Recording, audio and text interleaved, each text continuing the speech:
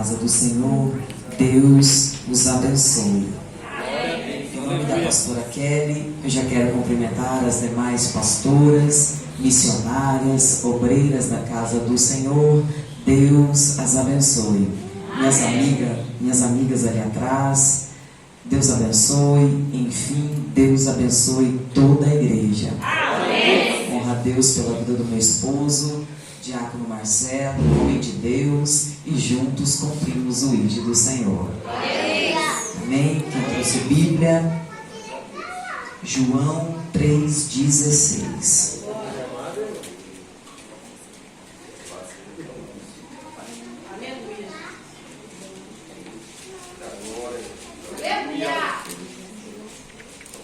João 3,16. Sim, foi musical. João 3,16. Glória a Deus. Quem encontrou, diga amém. Amém. Porque Deus amou o mundo de tal maneira que deu o seu único Filho unigênito, para que todo aquele que nele crê não pereça, mas tenha a vida eterna. Repita comigo: porque Deus amou o mundo de tal maneira. Porque Deus amou o mundo de tal maneira Que deu o seu único Filho unigênito, para que todo aquele que nele crê não pereça, mas tenha a vida eterna. Podemos assentar. Glória a Deus. Aleluia. Glória. Aleluia, Deus. Queridos, o capítulo 3 do livro de João, na realidade, este terceiro capítulo é o capítulo mais conhecido de toda a Bíblia. O capítulo 3 consiste na continuação do capítulo 2 do mesmo Evangelho, onde o nosso Senhor e Salvador Jesus Cristo aparece operando muitos sinais, os quais tiveram a virtude de convencer os seus discípulos sobre a autenticidade das reivindicações messiânicas e que alcançaram considerável número de seguidores entre a população de Jerusalém. Neste ponto, o apóstolo João relata um incidente que mostra que a fama de Jesus já havia se espalhado por toda a cidade eclesiástica da hierarquia dos judeus, Jerusalém. Portanto, Nicodemos, membro do Sinédrio, membro do mais alto tribunal eclesiástico e civil de Israel. Nicodemos, um homem sincero, um fariseu respeitado entre os judeus, uma autoridade entre eles, intrigado pela forma como Jesus ensinava e operava milagres, decidiu procurá-lo para entrevistá-lo. A fama de Jesus em Jerusalém era universal, e apesar de o Sinédrio Mari não ter enviado Nicodemos como representante oficial para entrevistá-lo, sua conversa com Jesus se tornou ainda mais convincente. Nicodemos procurou Jesus na calada da noite. Estando a sós com o mestre, foi direto ao assunto. Rabi, sabemos que és mestre, vindo de Deus, pois ninguém podes fazer estes sinais que fazes, se Deus não estiver com ele. Jesus respondendo disse: em verdade eu vos digo, se alguém não nascer de novo, não pode ver o reino de Deus. Nicodemos respondendo disse: mestre, como pode um homem já velho nascer de novo? Porventura pode tornar a entrar no ventre da sua mãe e nascer de novo? Jesus respondendo disse: aquele que não nascer da água e do Espírito não pode entrar no reino de Deus. O que é nascido da carne é carne, mas o que é nascido do Espírito é Espírito. Imagino eu que nesse exato momento o vento soprou mais forte. Nicodemos pôde sentir o vento passar e ouvir a voz de Deus ecoar na terra. Nicodemos, o vento sopra onde quer e ouve a sua voz, mas não sabe de onde vem nem para onde vai. Assim é todo aquele que é nascido do Espírito. Jesus está dizendo: quem tem o Espírito Santo na vida não vive preso aos limites circunscritos de um povo nem de uma tradição. Como não se podem impor regras ao Espírito Santo, também todo aquele que é gerado por ele não está preso a barreiras ou fronteiras. O nascido do Espírito Santo não está preso a protocolo, formalidade e etiqueta. O culto a Deus, missionária, não é cerimonial, ritual, regulamento, muito menos uma norma baseada num roteiro repetitivo. Todo encontro é a mesma leitura, todo encontro é o mesmo protocolo. O culto a Deus é vento que sopra onde quer. Já dizia o apóstolo Paulo na epístola aos Coríntios: aonde o Espírito Santo de Deus está, aí a liberdade. Deixa eu ver se alguém aqui é nascido do Espírito Santo. Deixa eu ver se alguém aqui foi gerado por ele. Deixa eu ver se alguém aqui está livre, solto e pode levantar a mão direita, a mão esquerda para adorar Jesus de Nazaré. Aleluia. Glória. Nicodemos segue no diálogo: mestre, como pode estas coisas? Jesus respondendo disse: Nicodemos, tu és mestre em Israel e não sabes? Te falei de coisas terrestres e não crestes. Como crereis se vos falar das celestiais? Verso 16, Jesus vai dizer: porque Deus amou o mundo de tal maneira que deu o seu único Filho unigênito, para que todo aquele que nele crê não pereça, mas tenha a vida eterna. Glória a Deus. Aleluia. A essa altura, chegamos ao versículo que indubitavelmente, sem dúvidas, mas com certeza, é o versículo mais conhecido de toda a Bíblia. Lutero chamou de evangelho em miniatura.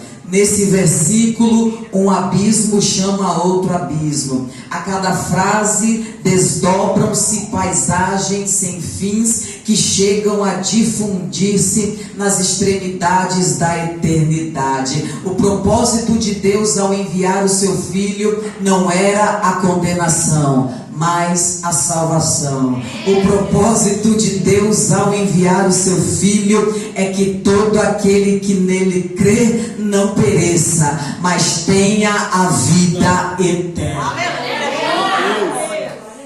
Porque Deus amou o mundo de tal maneira. Tal amor induziu Deus a entregar o seu único Filho, o seu Filho unigênito, o seu Filho amado, o primogênito dentre toda a criação. Pastor Rodrigo, o primogênito no céu, o primogênito no inferno que traz vida ressurreta. Já dizia o apóstolo João: ele é antes da criação e acima de toda a criação. Ele é o alfa e o ômega, o princípio e o fim, o primeiro e também o derradeiro. Ele é, o que era e o que há de vir, o Todo-Poderoso. Porque Deus amou o mundo de tal maneira. Tal amor induziu Deus a entregar o seu único Filho para que morreste por este mundo. Missionária Mari, Deus ama este mundo. Pastor Rodrigo, Deus ama este mundo. Noiva do Cordeiro, Deus ama este mundo. Deus ama o Brasil, o Japão, os Estados Unidos, a África. Deus ama os brasileiros, os japoneses, os americanos, os africanos, porque o amor de Deus é globalizado, o amor de Deus é abrangente, o amor de Deus é extenso, infinito, singular, o amor de Deus é especial, de tal maneira, não foi de qualquer jeito, não foi de qualquer maneira, foi de uma maneira especial, foi de uma maneira sacrificial. Imagine Nicodemos ouvindo da boca do Messias que o Deus de Israel ama todo esse mundo. Deus deu o que tinha de melhor em favor da humanidade: Jesus. Eu gostaria de começar essa mensagem dizendo: imagine você tendo que entregar o seu único filho para morrer por um pecador. Imagine você tendo que entregar o seu filho amado por Hitler, perseguidor dos judeus, instigador de guerras, responsável por um regime de terror que levou o mundo à Segunda Guerra Mundial e levou à morte mais de 70 milhões de pessoas. Imagine você tendo que entregar o seu filho amado por Osama Bin Laden, líder terrorista, responsável por ataques terroristas que ceifou a vida de centenas e centenas de pessoas. Imagine você tendo que entregar o seu único filho, inocente, aos açoites, ao martírio, à tortura, por Suzanne von Richthofen, que assassinou brutalmente os seus pais. Deus entregou o seu companheiro eterno, a sua maior expressão, seu filho amado, por essa raça de homens.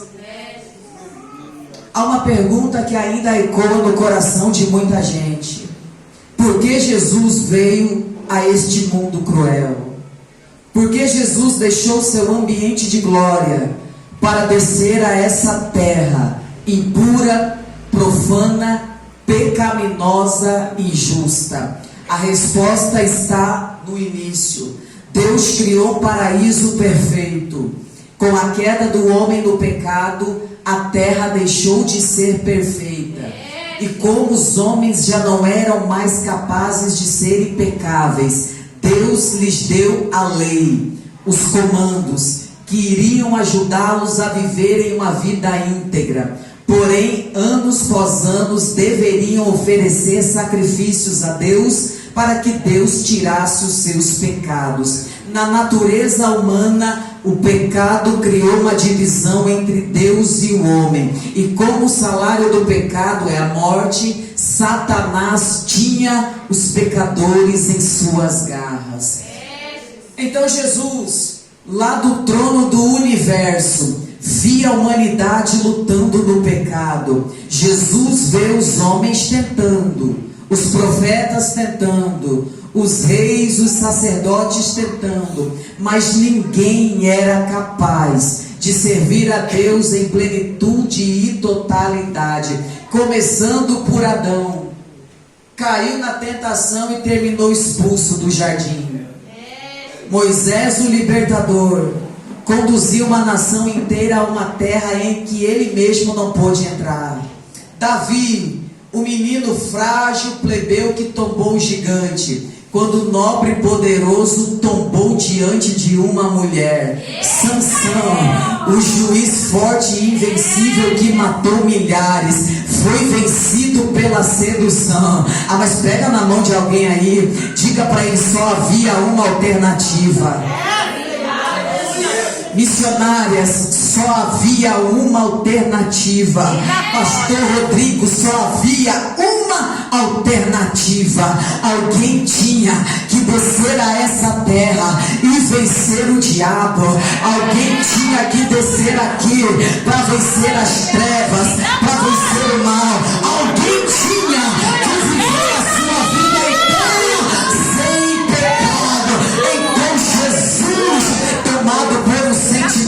nobre, perfeito, motivado pelo amor.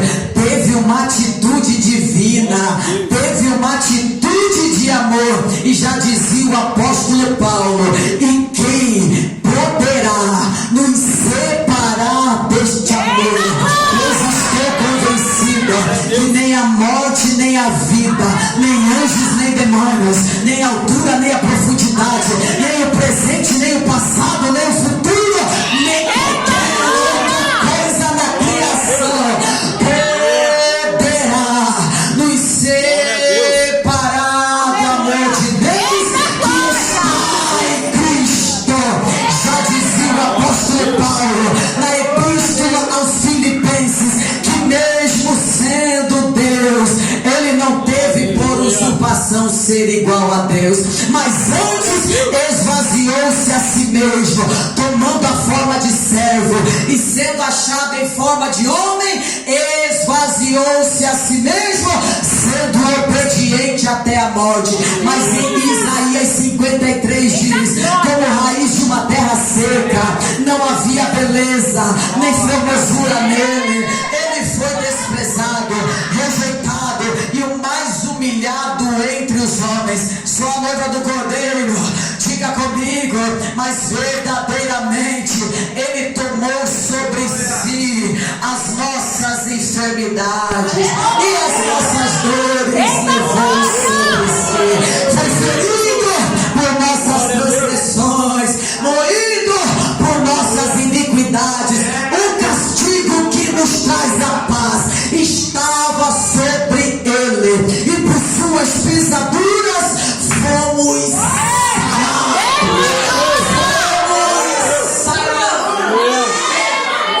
Glória a Deus. A glória dele aqui. Eu sinto que o vento do Espírito vai soprar mais forte nesse culto. Eu sinto que o vento já está passando nesse altar. Eu sinto que ele já está soprando aí. Eu já sinto o vento soprar aqui, missionária. E alguém na nave da igreja também sente.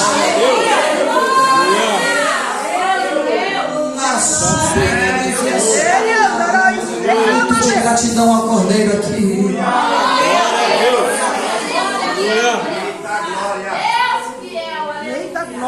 Um minuto de gratidão ao preço que foi pago no madeiro. Aleluia. Aleluia. Foi assim que Deus manifestou o seu amor no meio de nós. Foi assim que Jesus manifestou o seu amor à humanidade.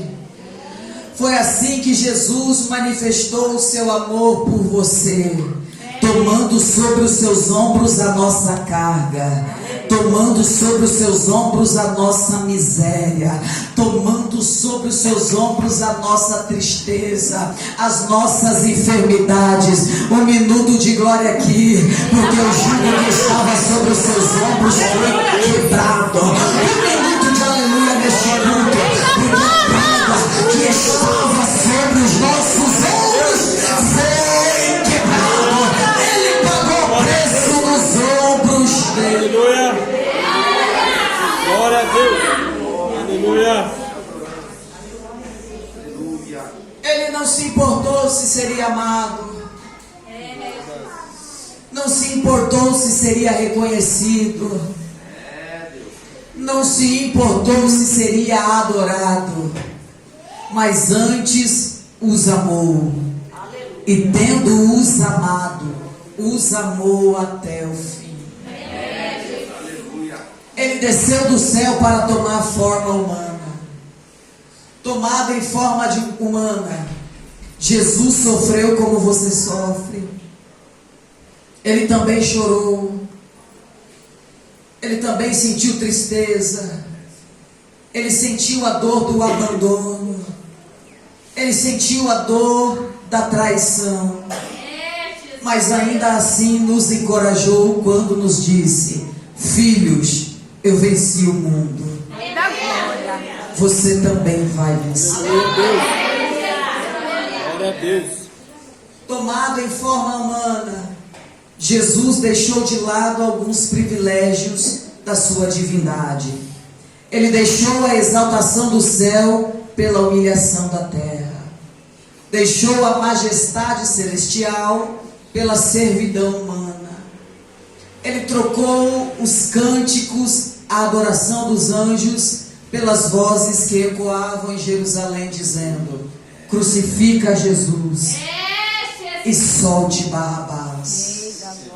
Crucifica Jesus e solte Barrabás.